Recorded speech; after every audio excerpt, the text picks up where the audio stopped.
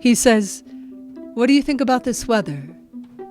I say, "Well, I think it's untrue that no two snowflakes are the same. I think snowflakes are just holding their hands in different positions, high fives and peace signs and hitchhiker thumbs and middle finger fuck yous. Every winter, I try to catch as many fuck yous on my tongue as I can. It's the feminist in me. I also think we make too many snowmen and too few snow women. If I'd seen more snow women growing up, I might have learned how to flood a city every time someone told me to disappear. I might have learned how to load my rocky smile into a slingshot whenever a dude suggested smiling was something I should do. You're right, man. Here you go. Pew, pew. Where I come from, it got so cold. We made bonfires in the middle of the lake. There'd be this huge fire, and we'd be skating around the truth that all of us, like the ice, would one day have to hold. That much, the impossible even. My father said not to worry. He said heat rises, but heat rises for the same reason people rise, because they have to. I think the heat would like to rest sometime, don't you? My mother used to knit my mittens too big so they'd still fit me when I grew. I wore them and looked like who I wasn't yet. I feel that sometimes when I'm writing poems, like they don't yet fit. Do you ever feel the best of you is something you're still hoping to grow into? I don't consider myself a cold person, but there's that wind chill factor.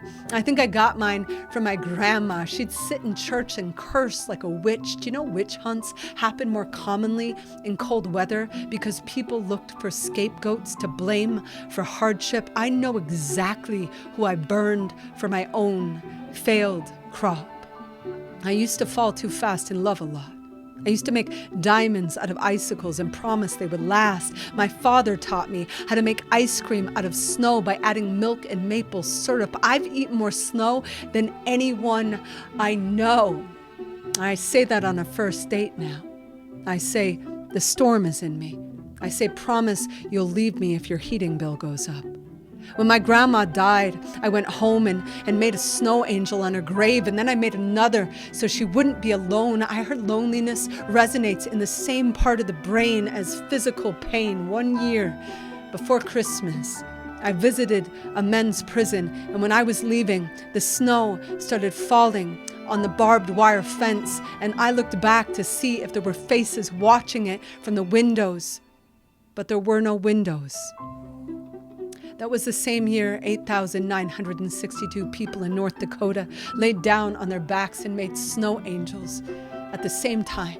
If I had been there, I know I would have proposed to whoever was beside me, some angel with a smile all her own and the good sense to say, I don't know, maybe.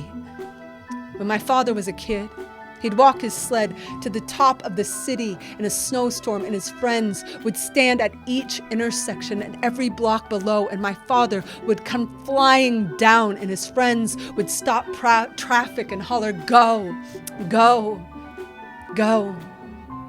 But enough about me. What do you think about the weather? Do igloos blow your mind? Have you ever gotten your tongue stuck on something cold? Have you forgiven her yet?